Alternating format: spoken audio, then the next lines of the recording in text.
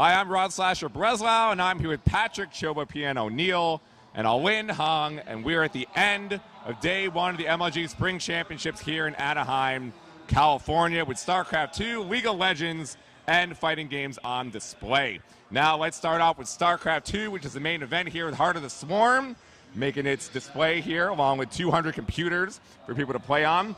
The Blizzard World North American Championships, and then the main tournament, which has over 256 players, including many from the MLG Spring Arenas, which are qualified here for the championships. Patrick, what was your kind of biggest storyline with StarCraft 2 so far?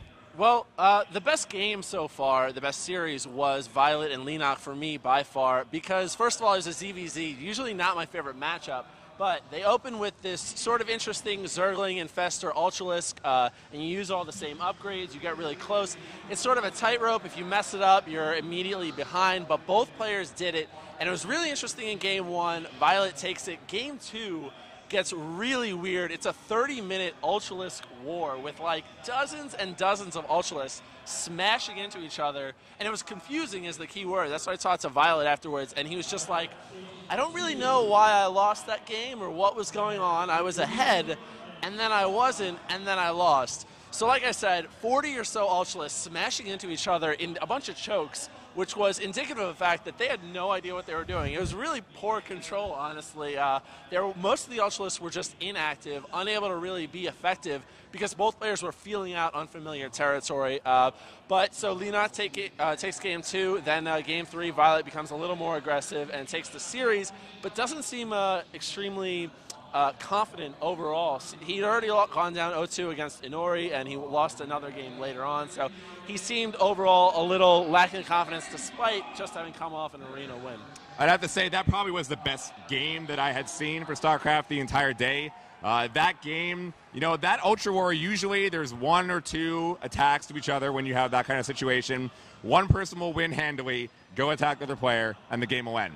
Somehow they had 5 or 6 or 7 Ultralisks, just Ultraling, attacking each other over and over and over, and I have no idea how they kept, you know, keeping up. And then Violet finally couldn't hang in. Allyn Hoang snuck some Broodlords in, and that was pretty much game over right there. You know, the storyline for me had to be in the opening game. It was Stefano versus Polt. It was a rivalry that they've had for a very long time, dating back to many tournaments, including IPL and Lone Star Clash. And Polt, you know, won that first game, but then Stefano came back and won Game 2 and Game 3, including an all-in on Game 3, which is just what Polt did to Stefano at the last MLG event that we saw him.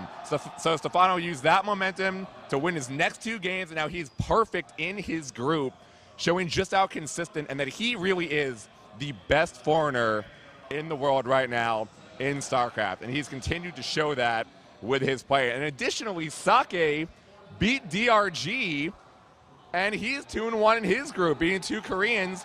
He continues to show, coming from the MLG Spring Arena, how well he played there and that he deserves to be here at this event. Absolutely. Sake is one of those guys who's completely consistent.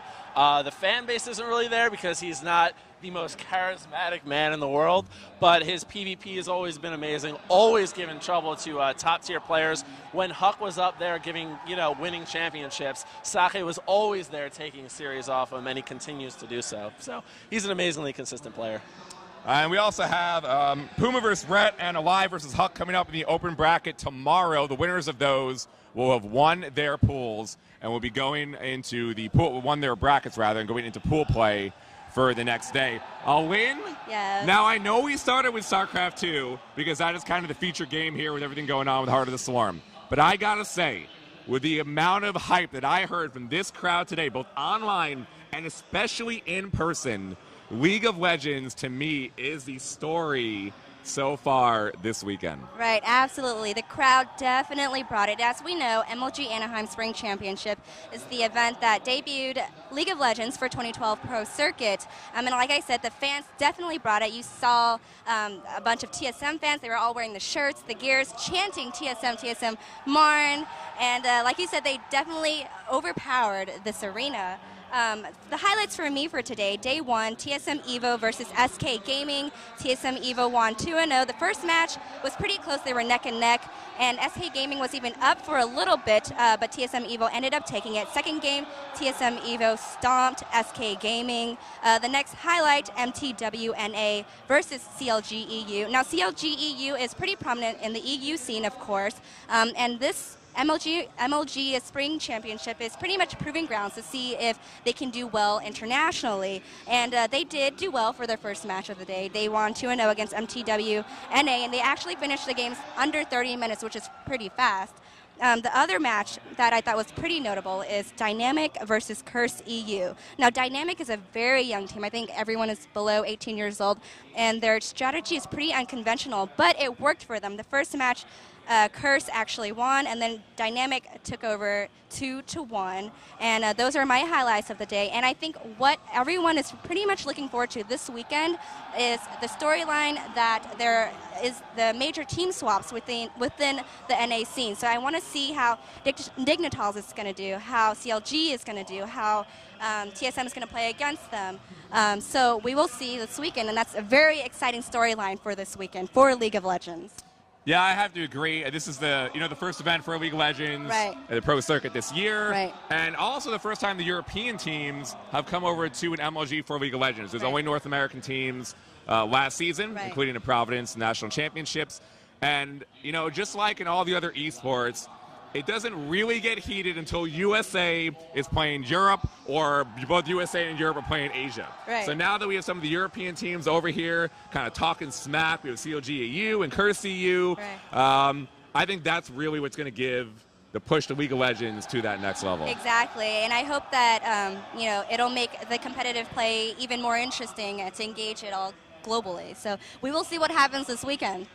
So now, Pat, coming from a Starcraft II background, we heard the crowd here for League of Legends. To me, I mean, we said earlier the Heart of the Swarm was here. What do you think, Patrick, of the League of Legends crowd? What do you think? I mean, I'll tell you, it immediately brought to mind when Halo was still on the main stage and Starcraft was off in the corner, and you would see all the Halo heads turn and be like, what the hell game is that in the corner? Look, the truth is, Starcraft has a much bigger attendance, but was much lower in volume today. And whatever reason that is, like the games, I don't know how the games were in League of Legends.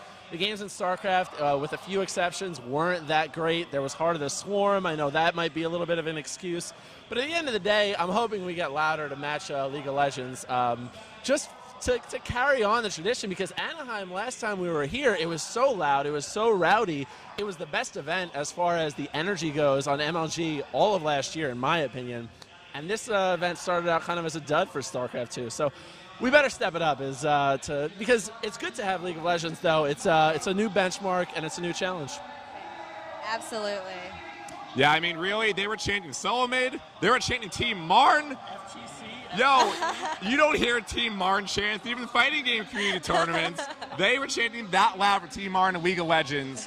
Really, to me, that is the biggest storyline from today. More so in the matches that were played, but just how hyped that community is for their game. And to finish it off, we had King of Fighters 13 is the only fighting game played today. Soul Calibur 5 Mortal Kombat 9 will be tomorrow. But Takedo making his debut appearance at MLG, the first time a legendary Japanese fighting game player has come to an MLG event, sponsored by Mad Catz, teammates with, of course, Daigo Umehara and Mago. He playing King of Fighters 13 and Soul Calibur. He said he was really confident in Soul Calibur and that he thinks he's actually going to win the whole tournament, even though over players like Keeve, Kayane, and Hawkeye. But he played against Romance today in King of Fighters 13, one of the favorites to win King of Fighters, and he beat him at the very edge, 3-2 in the very last round, the very last hit. And now he told me in an interview after that is giving him the confidence tomorrow that he thinks he actually has a shot of winning both tournaments now that he's entered in. This is his first appearance here, and he already thinks that he's going to win. And this is actually, he told me this is his first ever tournament that he's been to that's not just strictly a fighting game tournament. So he's actually never been to a fighting game PC esports mix, and he's loving it. He loves the crowds here, and he's really enjoying himself at an MLG event. I think that's true I think that's been true of a lot of the fighting game community as the integration takes place, or whatever you want to call it. And it's really cool to see them sort of take different pieces of esports, and we take a little different piece of the fighting game community. My question to you before we wrap up: what was the production like on over on the fighting game, and what was the reaction like from the community? Because obviously it's a vocal community, to say the least. I mean, I gotta say, it was pretty good. King of Fighters 13 is a great game to me, so the game being great automatically has to give it some leverage that, things went pretty well. Unfortunately, the crowd is pretty sparse, and I haven't really checked online, but I would assume it's not doing so great in terms of online viewership. So I don't really know too much yet. Right now, it doesn't look like King of Fighters is going to return next event, but I think with Mortal Kombat 9 and Soul Calibur starting tomorrow, I'm hoping there's more crowd there, there's going to be more hype, and we're going to see better from the fighting game community going forward. Well, we'll see this weekend. Yeah. Yeah, but I really don't think that we're going to see them be louder than League of Legends. Maybe Starcraft 2 and the fighting game community together will be able to match League of Legends We'll see about that. I'm not too sure about that yet, but we'll see. I've heard so many things from the fighting game community about how there are droves and droves of them coming for late registration.